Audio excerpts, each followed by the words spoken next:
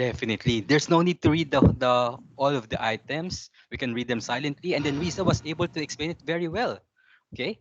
It depends on the text, on our own interpretation or response, and most of all, the meaning of the literature that we have to interpret, that we have to elaborate. And that is the training that we will do for contemporary and popular literature subject. What is true So about close reading? Yes, Ellie, go ahead. Chris. So in this question, my answer would be also B, all of the above, Are you sure? because yes, sir, because all choices are focusing on describing the close reading, which is based on a careful questioning of the text, and it also includes rereading, and noting allusions or indirect reference to other literature. Do you also do close reading, um, JC, John Chris, whenever you are reading literature? You're Yes, also focusing on the symbols, the repeated terms, the questioning of the text. Okay, go ahead, Ellie. Let us check if the answer of JC is correct. Okay, let's proceed to the next question. For $8,000, whose voice we So haven't heard yet? Go ahead. Rishan Hasef Antalara. Okay. So the question is, this is a strategy in interpreting literature. So my answer is all of the above. It was a text-based literature, so you can, and also reader-based. So for reader-based, it allows the reader to check the literature and be curious at the same time. So for the context-based, we are also curious what is the word in the text in the literature as well. So we check the our dictionary to find out the meaning of it. Okay. In interpreting, we don't rely on the text alone. We focus on the text, then on our own experience, our own response, and the context. We relate it. We examine the situation, the historical context, and all the other factors that shaped the literature. And then in this subject, we try to relate it to our own lives and how we can be able to use these learnings in our real world, especially in our future careers as educators. Go ahead, Ellie. Very good. So I think we can already speed up.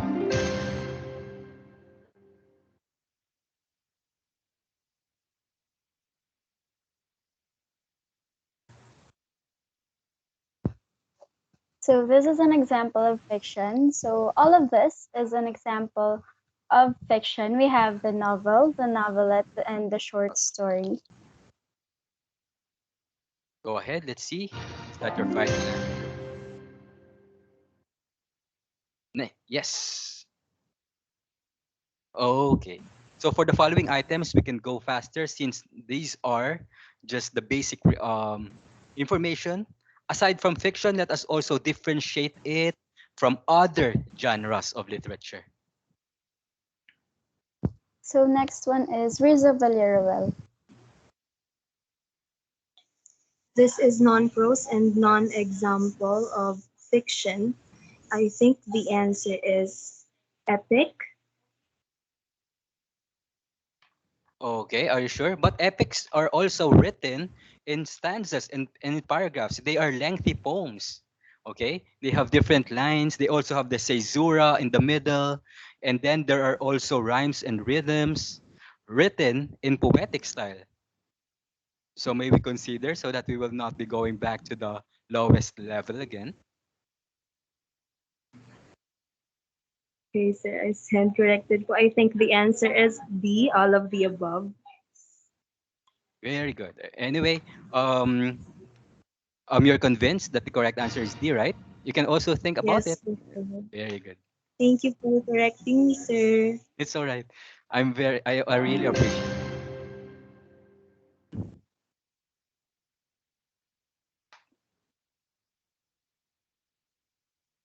So we're very close to the top and we're getting there. We're becoming a millionaire. Would you like that? Go. Next question is for Jean Torres. For this question, my answer would be letter D, all of the above, because all of the choices is an example of nonfiction, meaning nonfiction is based on reality or facts po. Based on reality, they are not just made up, right? JC, do you agree? Yes, Okay. Okay. So they are different from fiction, which is also product of creativity. Of course, all English teachers are very knowledgeable and familiar with that. Very good. So next question will be answered by Josef Antelara. Thank you. So the question is, these are elements of fiction. So my answer is all of the above. So we know fiction that it was not based in true life. It was a fictional story. So there is character and setting. Go ahead. Yes. I'm just checking something. And are these all elements of fiction? Ellie, what? How about the others? Let us collaborate and try to encourage critical thinking. Are you sure all these are elements? Yes, sir, I agree with this answer po. It's all of Ve- the above. Very good. So Ellie, what are you waiting for? We're almost done. Very excited to extend my advance congratulations.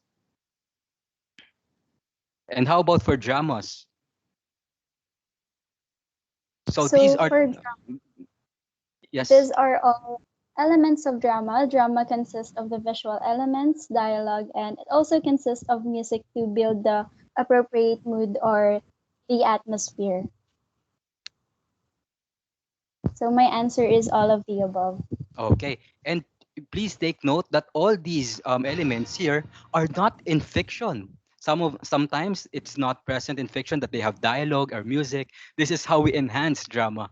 And here in contemporary popular emergent literature, we will also have dramatic performances, which we will begin with script reading in the following grading. Midterms, that will be our focus for this outcome-based education. Okay?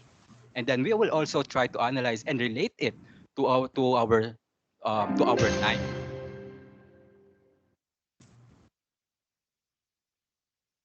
So what's the correct answer?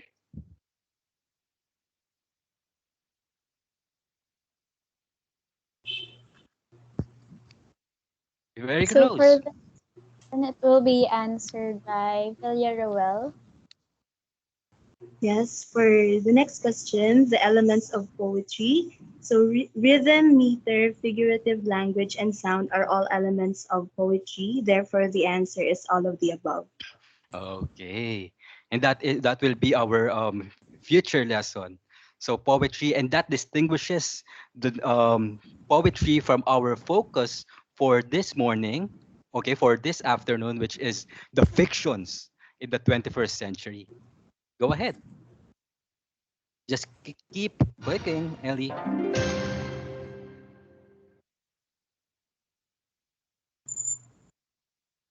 And then this is the most interesting oral tradition.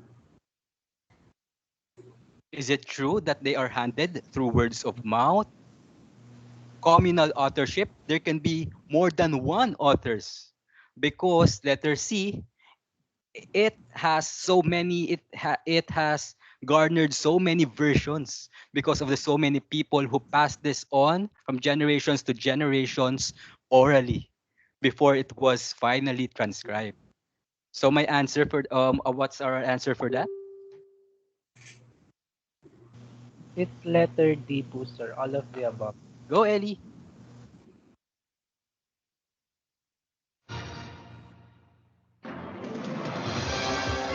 Okay, let's give ourselves a round of applause, everyone, for that one.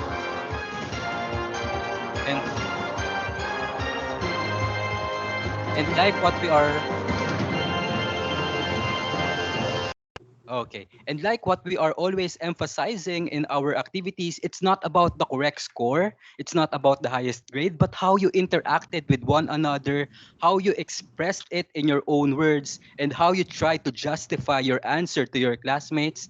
And for the other members of the class, you also have to critically think of, you have to listen analytically to the answers of your classmates to examine if they are right or wrong. Of course, that is the main essence of learning literature. And now we will proceed to our favorite book and I. We actually assigned this. We gave you more than 7 days to answer these questions based on the book that you have chosen.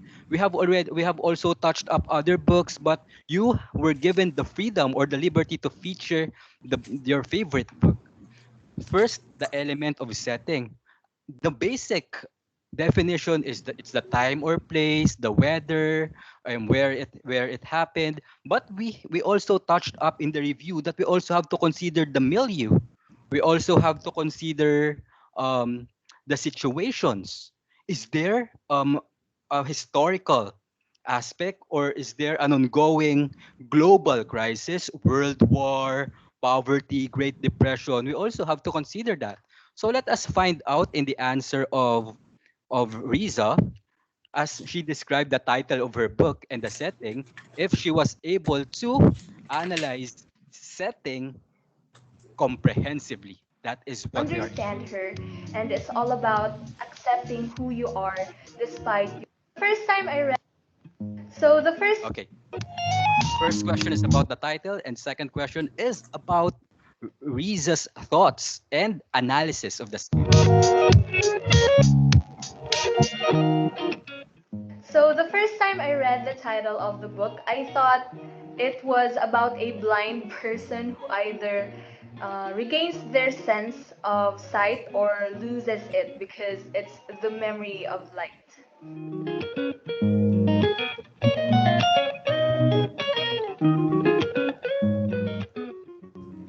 The whole book's setting is in a hospital's mental ward since the story is all about mental illnesses. So, if I were to compare it to our situation today, it shows how miscommunication or lack thereof can really ruin a lot of people. And also, the upbringing of a person was also portrayed in the book, how it affects the minds of the children, like in our environment today, what they see, what they do, especially if they see their role models doing it, they would develop that kind of behavior too. So another is in this book, it shows a lot of differences in social class and it shows financial struggle, which is very prevalent in our society today, and it is one of the major problems, especially in our present situation. Okay. So you have seen how Riza was able to analyze and able to connect it. There are the financial struggles, the influence to our kids and to our youth nowadays. Riza, do you have other thoughts about it? Or we will also ask your classmates to express their questions to about your book and about your analysis when we draw their names using this wheel of names. Is everyone ready? Please think of the question or any comment, learnings, or insights that you may share to the class about Riza's book. Okay?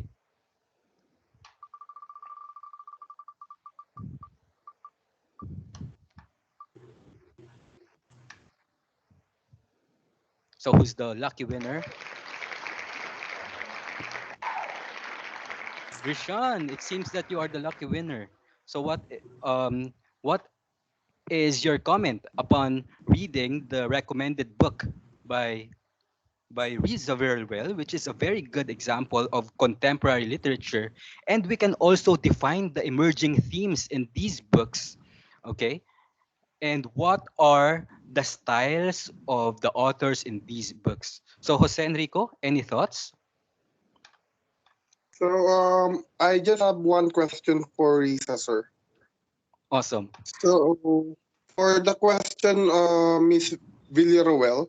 So recently we just celebrated National Mental Health Day. if you were to create your book that is about mental health in today's time, what would be your preferred title and advocacy?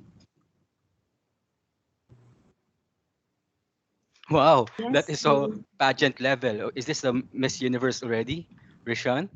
Really love that question. Thank him for thank you the for that. question, Riza. Yes, sir. Kuya Rishan, thank you so much for that question. So, if I were to create a book, I would give it the title Voiceless. So, for my advocacy, I would like to advocate or promote the importance of seeking professional help regarding mental health. So why voiceless? Because I personally have friends who are not in a good place in terms of mental health, especially since we are in the middle of a pandemic and we are still under community quarantine. A lot of people have also started developing mental issues because of our situation today. And a lot of them either refuse to seek professional help or they are not capable of seeking professional help. So I would give the book the title Voiceless because I want them to know that they are not alone and it's never too late for them to seek help. Thank you. Awesome. Riza, Rishan, did you like the answer of Riza, of course? It's a very Yes, sir. beautiful answer, right? So it's advocating to have a book entitled Voiceless, to give voice to those who are oppressed, to the minorities, and to the ones who are the last, the lost, and the least in our society. Okay? So that is how we can be able to help them and to identify their needs as well. And inspired by that book, imagine from just contemporary literature to having an advocacy like this that we can also pursue within this semester as we analyze these literary pieces. And we also have the characters.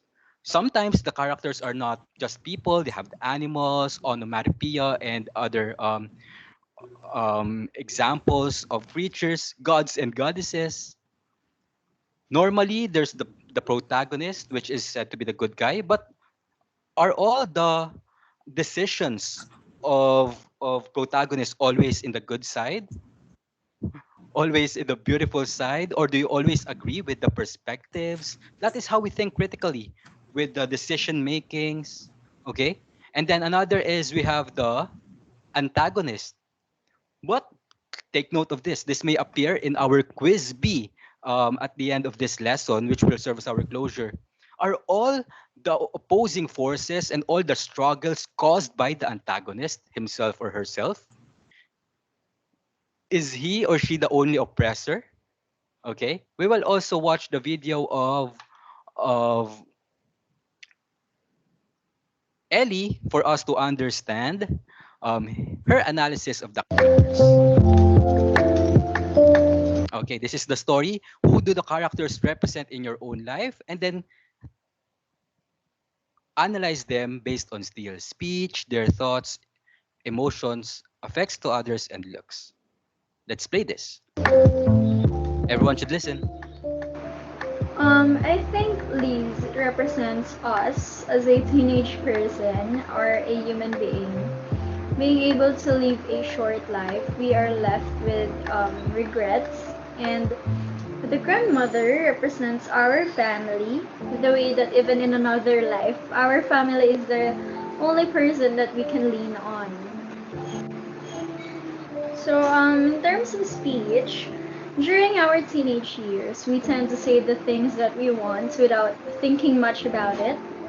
And afterthought is Okay, let's give ourselves a round of applause, everyone. May I see everyone now? Okay, all right. So let's have the picture taking. Our observer, okay, I will first.